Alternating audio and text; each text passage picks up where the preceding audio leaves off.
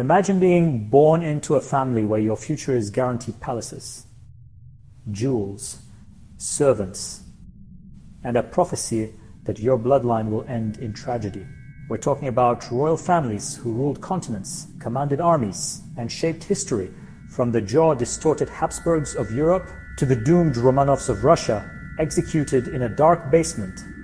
Some historians call it bad genetics, some call it political karma. Others whisper a single word: curse. Across cultures, the idea of a family curse is everywhere. In many traditions, people believe that the actions of one generation, a betrayal, a murder, a broken oath, can echo down the bloodline for centuries. A cursed royal bloodline usually checks 3 boxes: repeated tragedy assassinations, strange illnesses, sudden deaths, prophecies or warnings, a priest, seer, or mystic predicting doom, a pattern that feels too eerie to be just random chance. Now, yes, logically we can talk about genetics, politics, and probability, but humans don't live on logic alone. When a king loses children, heirs, and entire dynasties to bizarre misfortune, people stop saying coincidence and start whispering, they are cursed. Let's start with one of the most powerful dynasties Europe ever saw, a family so obsessed with keeping their blood pure that it may have destroyed them from the inside. At their peak, the Habsburgs ruled so much land that people said, the sun never sets on the Habsburg Empire. They controlled Spain, Austria, parts of Italy, the Netherlands, and more. But behind the thrones, their family tree looked strange. To keep power inside the family, the Habsburgs practiced heavy inbreeding, cousins marrying cousins, uncles marrying nieces, repeatedly for generations. The result? Distinctive physical traits, like the famous Habsburg jaw chronic illnesses, infertility, and mental health issues. A line of rulers who were increasingly weak, sick, or incapable. The most tragic symbol of this curse is often seen as King Charles II of Spain. He was physically frail, often ill, possibly intellectually disabled, unable to father an heir, despite 2 marriages. By the time Charles II died in 1700, the Spanish Habsburg line ended with him, one of the richest thrones on earth, with no direct heir. People whispered that a witch's curse or a demonic pact was haunting the dynasty. Modern science says inbreeding depression and genetic collapse. But the curse narrative didn't stop there. Another Habsburg heir, Archduke Franz Ferdinand, was assassinated in 1914. His death triggered World War I, which helped destroy the remaining Habsburg Empire. One family, generations of sickness, infertility, and sudden deaths. A world war triggered by the murder of their heir. Genetics and geopolitics? Or the long shadow of a bloodline that was never meant to last? Now, let's move east to the Romanovs, the last royal family of Russia. Tsar Nicholas II, his wife Alexandra, their 4 daughters, and their only son, Alexei. On the surface, a loving, elegant royal family. Behind the scenes, a medical secret that would change history. Alexei suffered from hemophilia, a genetic disorder that makes blood unable to clot properly. A small injury could mean endless bleeding or death. Where did it come from? From generations of intermarriage among European royal families, many descended from Queen Victoria of Britain, carrier of the gene. Desperate to save her son, Alexandra turned to a mysterious monk, Grigory Rasputin. Rasputin was said to have strange healing abilities. Some claimed that when he prayed, Alexei's bleeding stopped. Others saw him as a hypnotist, manipulator, or even a demonic figure. According to legend, Rasputin made a chilling prophecy. If I am killed by ordinary men, the Tsar will survive. But if I am killed by nobles, the Tsar and his family will be killed by the Russian people. Shortly after, Rasputin was assassinated not by peasants, but by nobles close to the court. Within a year, the Russian Revolution exploded. The Tsar was forced to abdicate.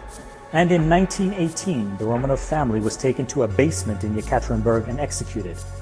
For decades, their bodies were hidden. Rumors spread. Did Anastasia survive? Was the family hunted by a curse? Was Rasputin's prophecy real? To some, it's a story of political revolution and royal blindness.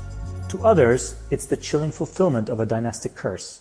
The Habsburgs and Romanovs are not alone. History is full of royal families that seem targeted by fate. The French Capetians and the Templar curse. In 1314, Jacques de Molay, last Grand Master of the Knights Templar, was burned at the stake. Legend says he cursed King Philip IV of France and his descendants as he died. Within a few years, Philip IV was dead. His sons died young, leaving no strong heirs. The French throne plunged into crisis, helping set the stage for the 100 Years' War. Coincidence? Or the revenge of a dying heretic order? The Stuarts of Scotland and England. Mary, Queen of Scots, executed her son James by faced plots and paranoia. Charles died, beheaded after a civil war. Later Stuarts were exiled, overthrown, or sidelined. Generations of rebellion, execution, and exile. A royal family that could never quite hold onto the crown it believed God had given them. And if we go beyond Europe, some pharaohs of ancient Egypt show signs of inbreeding, deformities, and short reigns. In various cultures, rulers who broke sacred oaths or mistreated holy places were said to doom their descendants. Different lands, different eras, same patent: power gained, power paid for. So what's really going on? If we strip away the legends, a few very real forces appear. Genetics repeated intermarriage among royals concentrated harmful genes leading to genetic diseases. Politics, royal families sit on explosive thrones. Every war, revolution, and rebellion hits them first. Trauma and upbringing, generations raised in paranoia, isolation, and absolute power often make disastrous decisions yet. Humans don't like random tragedy. We look for patterns and meaning. If 3 generations of farmers die young, we might call it sad. If 3 generations of kings are assassinated, lose their children, and see their empires fall, we call it a curse. And here is the twist. Even royals believed it. They consulted astrologers, oracles, priests, and mystics. They built churches, funded temples, and performed rituals to break whatever was haunting their bloodline.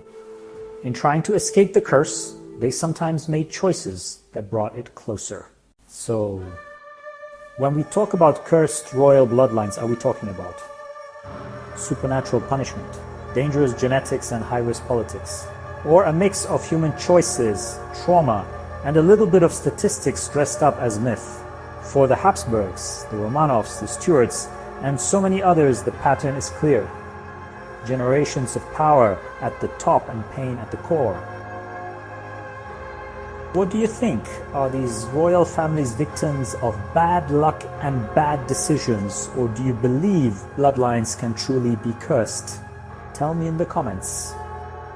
Which royal curse do you want us to deep dive next? The Tudors, the Pharaohs, or a completely different dynasty? If you enjoyed this journey through power, prophecy, and tragic endings, hit like, subscribe to Chronicle Crafter, and share this video with someone who loves dark history, hidden orders, and royal drama.